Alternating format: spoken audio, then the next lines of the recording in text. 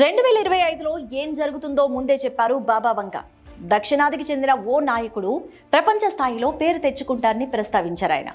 లేటెస్ట్గా ఆస్ట్రో శర్మిష్ట కూడా అదే మాట చెప్పడంతో ఈ వాదన మరింత బలపడుతోంది. బల్గేరియాకి చెందిన బాబా వంగాకు భవిష్యత్తును చూసే దైవిక శక్తి ఉందని చెప్తూ ఉంటారు. ఏం జరగబోతోందో ఆమె ముందుగానే చెప్పిన చాలా ఘటనలు నిజంగానే జరుగుతున్నాయి.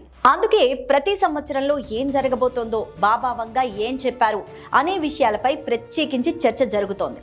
ఇక ఇప్పటికే 2025కి సంబంధించి బాబా వంగా చేసిన సూచనలు ప్రజల్లో మరింత భయాందోళనను పెంచుతున్నాయి.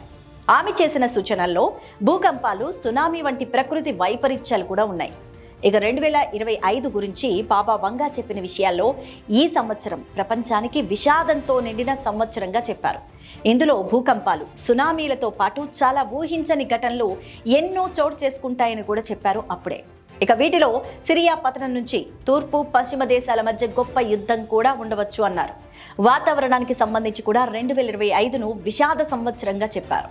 ఇక ఈ సంవత్సరం అంతర్జాతీయ మిషన్ ద్వారా మానవులు ఇతర ప్రపంచాలతో రిలేషన్స్ పెట్టుకుంటారని కూడా చెప్పారు.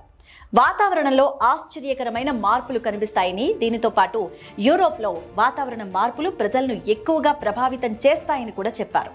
ఇక ఇప్పటి వరకు బాబా వంగా చేసిన చాలా విపత్తు సంబంధిత సూచనలు నిజమయ్యాయి కూడా.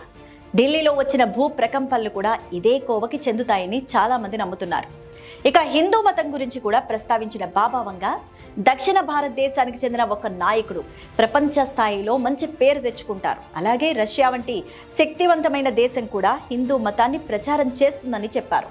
అయితే ఈ విషయంలో బాబా వంగా భవిష్యవాణిని బలపరుస్తూ ప్రముఖ జ్యోతిష్య శాస్త్ర నిపుణురాలు శర్మిష్ట కూడా ఇదే మాటని చెప్పారు. మోదీ తర్వాత జాతీయ రాజకీయాల్లో జెండా ఎగురవేసే వ్యక్తులు 3 అని చెప్పారామె. వారిలో ఫడ్నవీస్, పవన్ కళ్యాణ్, అన్నామలై ఉన్నారు.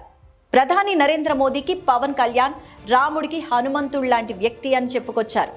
ఇంకా భారత్ పాక్ యుద్ధం గురించి, ఇరాన్ యుఎస్, రష్యా ఉక్రెయిన్ మధ్య ఘర్షణ గురించి అంచనా వేశారు ఆస్ట్రో శర్మిష్ట.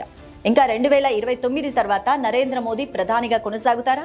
అమిత్ షా, యోగి, కేజ్రీవాల్ వంటి ఇతర రాజకీయ నాయకుల భవిష్యత్తు గురించి కూడా శర్మిష్ట మాట్లాడారు.